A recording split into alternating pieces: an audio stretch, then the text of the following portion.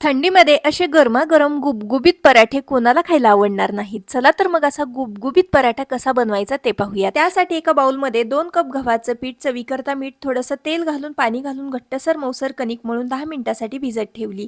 3 medium आकाराचे उकडलेले बटाटे साल काढून एका किसणीने किसून घेतले. त्यामध्ये हिरवी मिरची, आलं पेस्ट, लाल मिर्च पावडर, धना पावडर, जिरा पूड, आमचूर पावडर, चाट मसाला, चवीकरता मीठ, बारीक चिरलेली कोथिंबीर घालून संपूर्ण मिश्रण व्यवस्थित मिक्स करून घेतलं. तयार करून घेतलेल्या स्टफिंगचे मीडियम आकारामध्ये 5 गोळे तयार करून घेतले. कणिक पण छान भिजलेली होती. कणकेचा गोळा घेतला, पिठामध्ये घोळून हातावरती याची वाटी तयार करून घेतली. स्टफिंग भरलं आणि याला व्यवस्थित असं पॅक करून घेतलं. आवश्यकतेनुसार सुकं गव्हाचं पीठ लावून अलटून पलटून हलक्या हाताने हा पराठा दोन्ही बाजूने लाटून घेतला.